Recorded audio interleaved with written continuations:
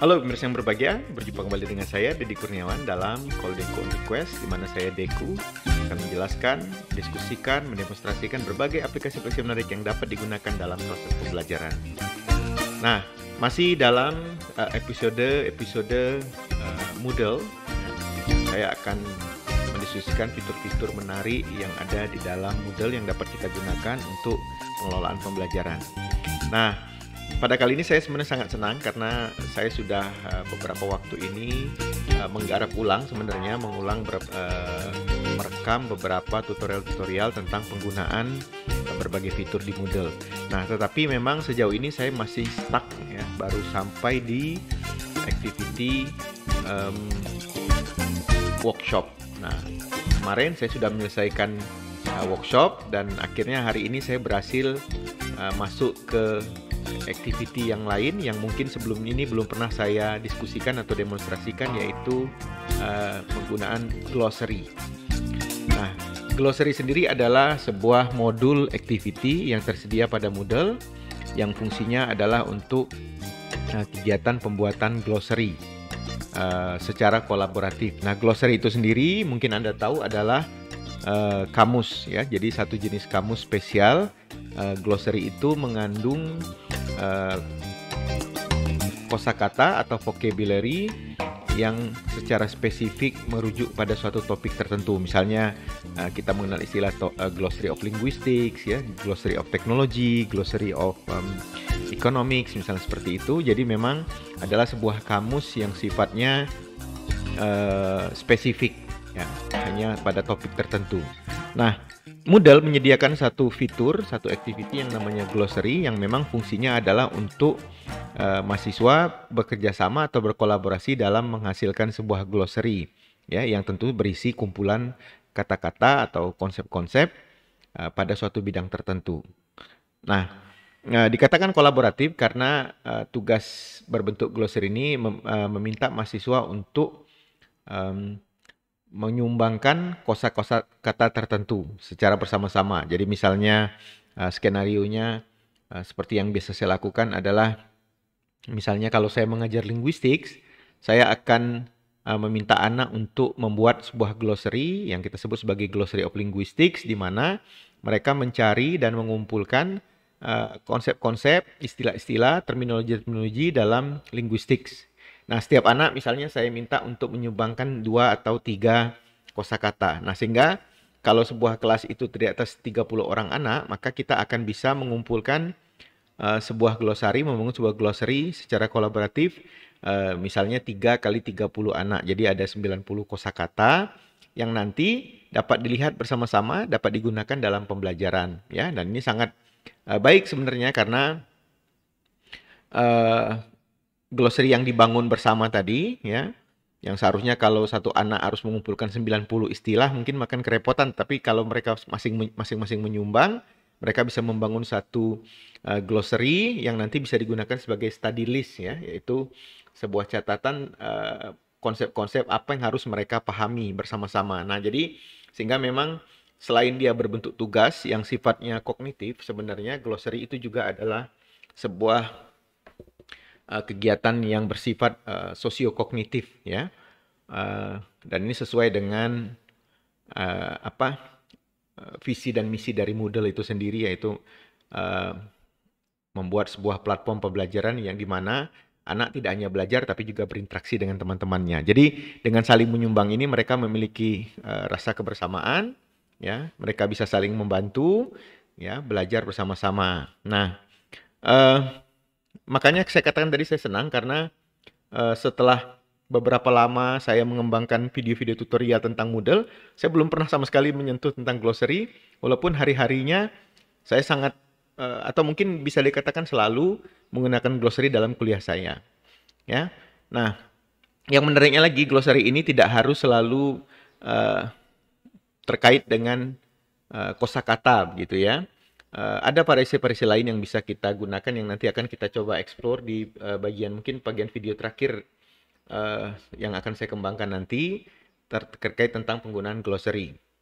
Nah, oleh karena itu Kita misalnya bisa menggunakan glossary seperti yang biasa saya praktikkan kalau kita mengajar bahasa Inggris, ya, keterampilan bahasa Inggris. Mungkin kita bisa meminta anak untuk mengumpulkan vocabulary dalam bahasa Inggris, ya. Eh, jadi ada konsep, ada definisi, ada konsep, ada definisi. Itu seperti itu. Tetapi tidak harus selalu konsep dan definisi. Kita juga bisa misalnya glossary-nya berisi konsep dengan sinonimnya atau konsep dengan antonimnya. Jadi bisa juga seperti itu. Tetapi selain itu kita juga bisa menggunakan glossary untuk mengumpulkan konsep dalam bidang ilmu tertentu. Misalnya kalau saya mengajar teknologi enhanced language learning, itu biasanya saya minta mereka mengumpulkan terminologi dalam TEL, ya, istilah-istilah yang ada di dalam TEL. Kemudian juga saya bisa meminta anak-anak untuk mengumpulkan nama-nama aplikasi yang dapat digunakan dalam pengelolaan pembelajaran. Jadi mereka bisa menjelaskan, oh ini misalnya Moodle adalah sebuah platform LMS untuk begini-begini. Jadi mereka bisa melakukan itu. Dan bahkan variasi lainnya adalah mereka bisa menggunakan glossary ya untuk mata kuliah lain misalnya untuk biologi ya, tumbuhan misalnya, kita bisa meminta mahasiswa untuk mengumpulkan heading-heading atau konsep-konsep peristilahan dalam nama-nama tanaman misalnya, ya mungkin nama latinnya, kemudian mereka tidak harus hanya menjelaskan secara tekstual saja ya, tetapi juga bisa menggunakan gambar ya, bisa menempelkan video dan lain-lain. Jadi pada dasarnya ini sangat beragam penggunaannya dan tentu disesuaikan dengan kebutuhan masing-masing. Nanti ada satu video di mana saya akan memberikan beberapa contoh yang bisa kita terapkan dan bisa kita kembangkan sesuai dengan kebutuhan masing-masing. Nah, baik, mungkin itu penjelasan saya tentang apa itu glossary ya, dan saya rasa memang perlu dilakukan supaya karena ini memang pertama kali saya menggunakan membuat video tutorial tentang glossary. Nah, baik, kita tidak perlu lama-lama, kita akan langsung masuk ke menu tutorial ya. Nah, seperti biasa kita akan terlebih dahulu login di e-learning kita ya.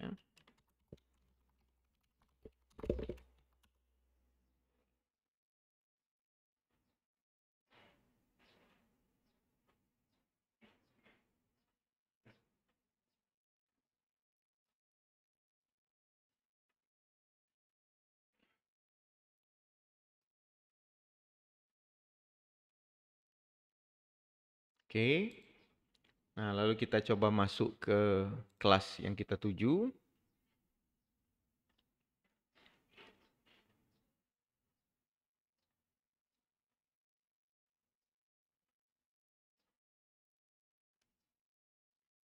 Nah, dan mungkin hanya mengingatkan kembali kalau kita lupa bahwa dalam Moodle yang saya gunakan versi ini adalah versi 4 sehingga mungkin metode untuk menambahkan kontennya juga sedikit berbeda daripada versi sebelumnya.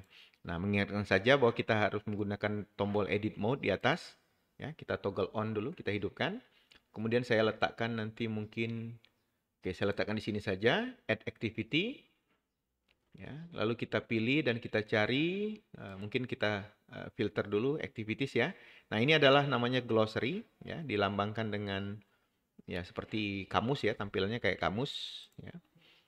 Nah, jadi nanti glossary-nya itu akan dibangun dalam bentuk ABC gitu ya. Jadi udah dengan urutan huruf alphabetical gitu ya.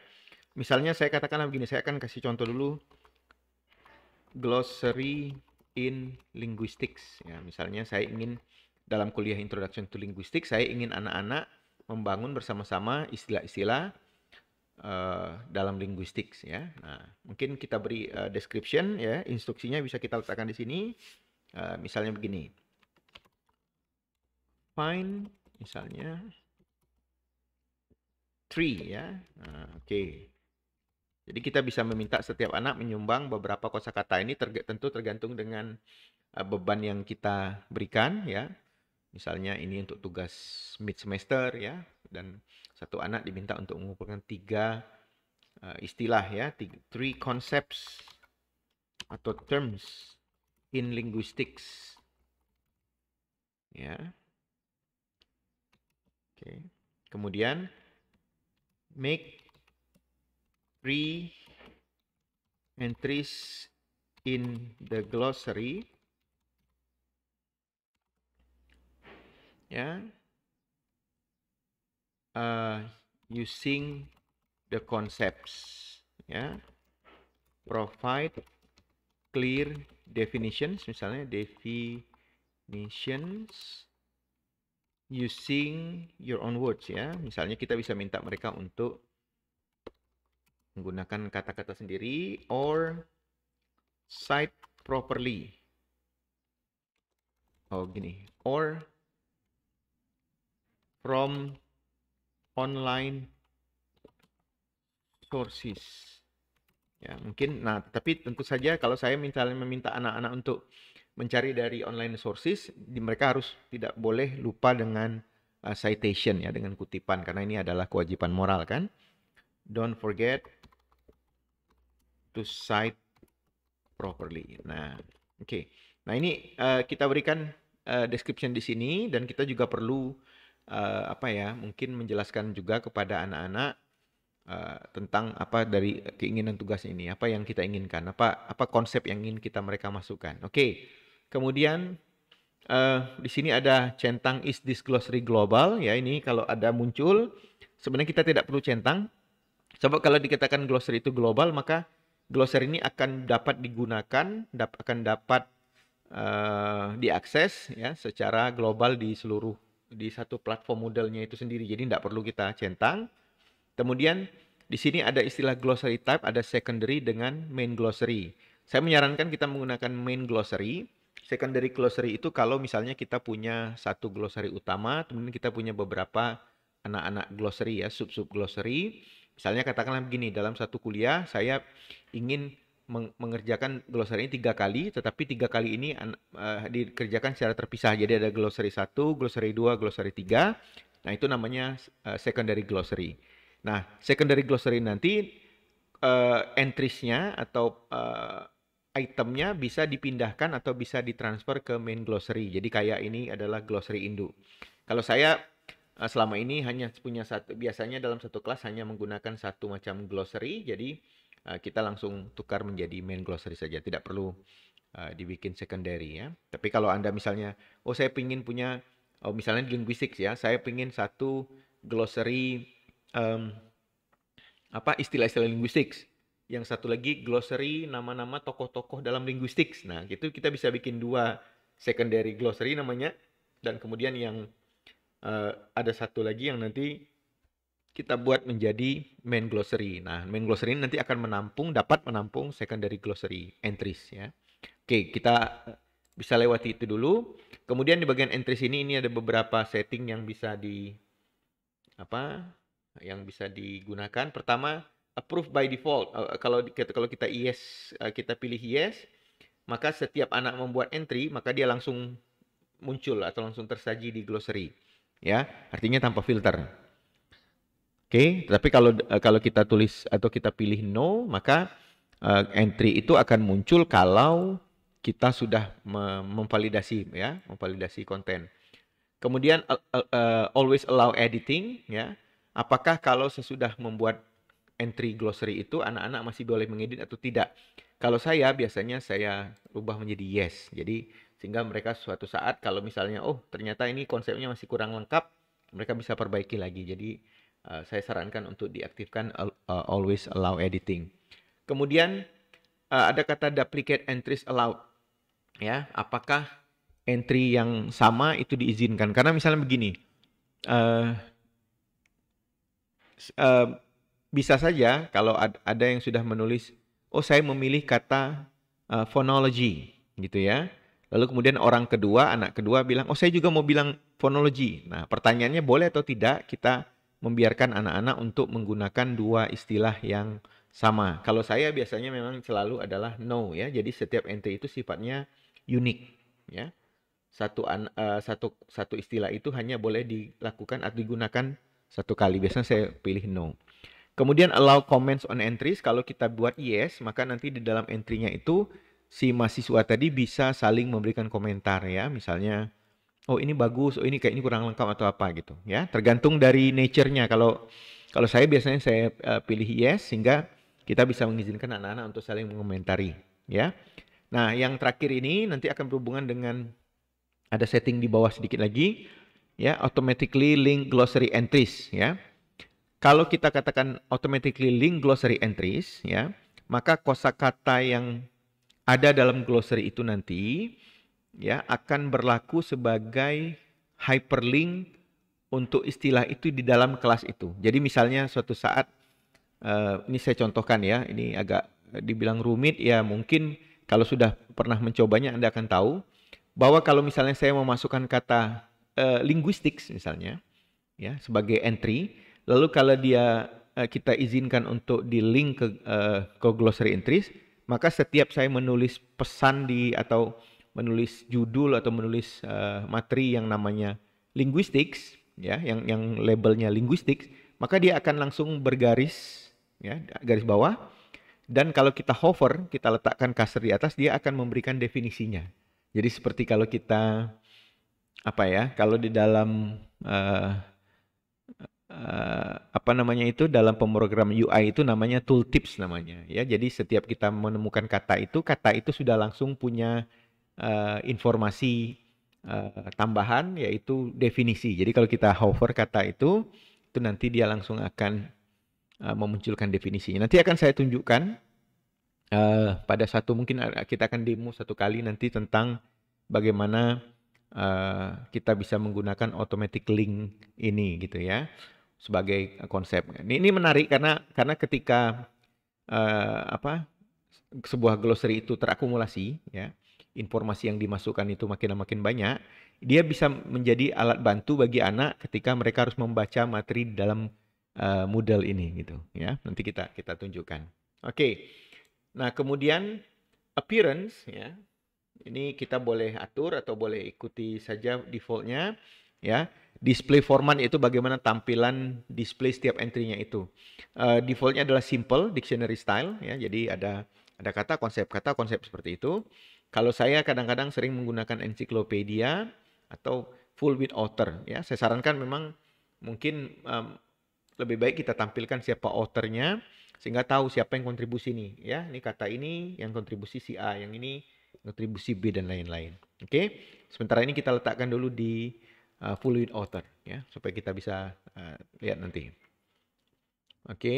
Kemudian entries shown per page, ya. Approval display format ini seperti saya katakan tadi ya, kalau kita apakah kita mengizinkan anak langsung memposkan entry-nya atau kita filter dulu, ya. Kalau kita filter dulu, maka pertanyaan adalah apakah yang kita baca dengan yang difilter, yang ditampilkan setelah difilter itu akan sama tampilan. Kalau sama ya dibiarkan saja.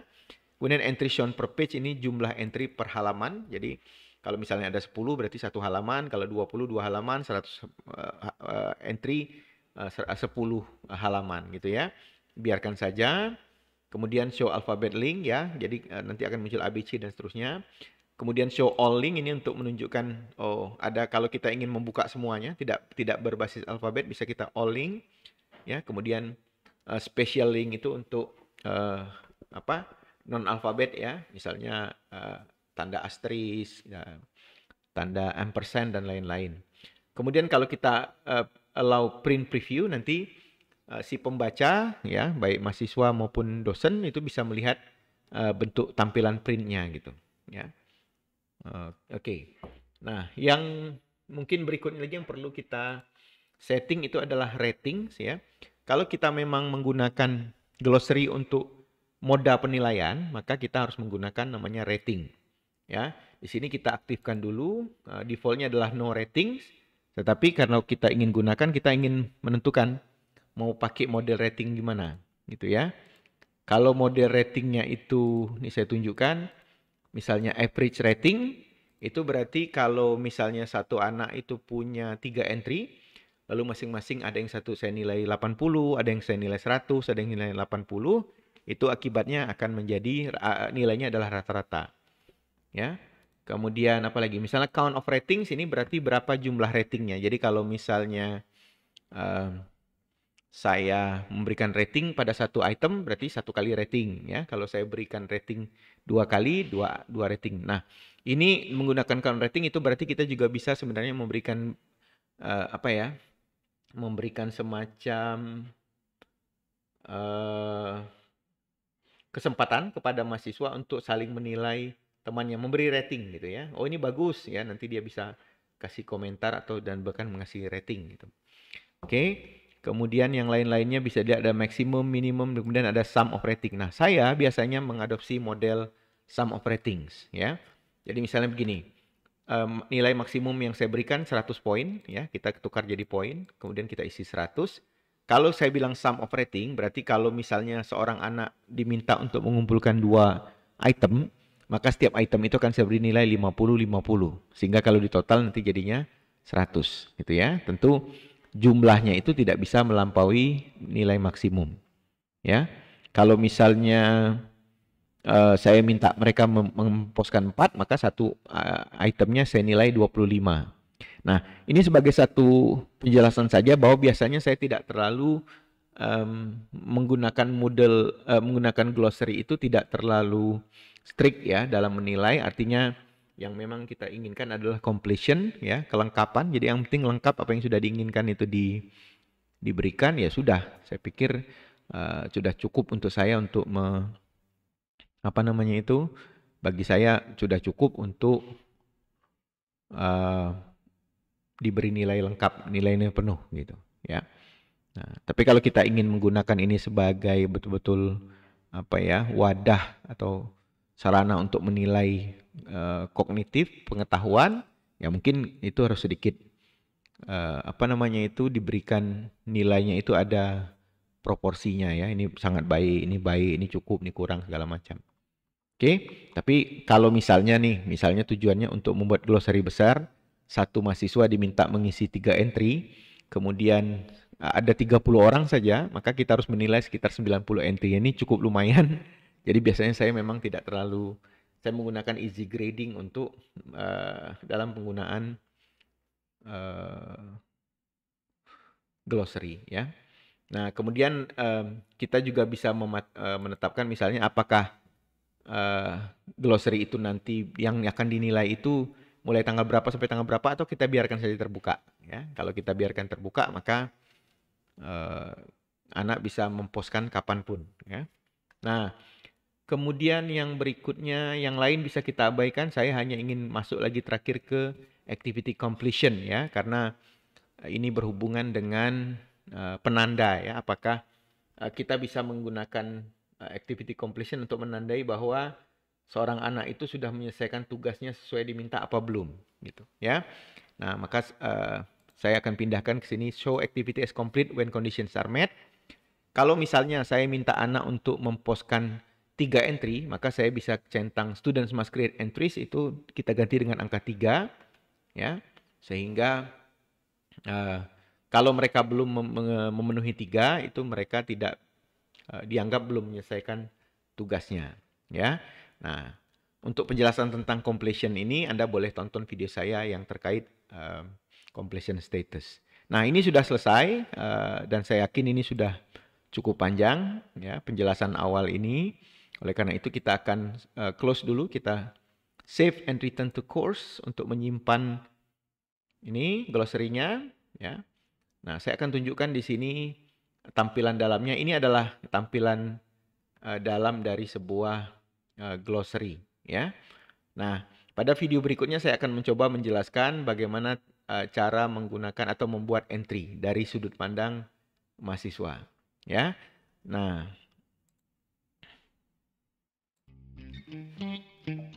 demikian penjelasan saya, cukup panjang ya, karena memang ini adalah langkah awal dan saya rasanya perlu memperkenalkan glossary sebagai satu activity atau fitur pada Moodle yang selama ini memang belum pernah saya buatkan tutorialnya. Jadi ini adalah yang pertama dan saya pikir cukup jelas. Tinggal nanti bagaimana skenario-skenario baik yang bisa kita terapkan dalam pembelajaran di kelas kita. Saya pikir dari saya itu saja. Terima kasih sudah menonton sampai di ujung. Kalau Anda sukai video ini, jangan lupa untuk like, share, dan subscribe sehingga Anda mendapatkan video-video update saya segera begitu saya luncurkan.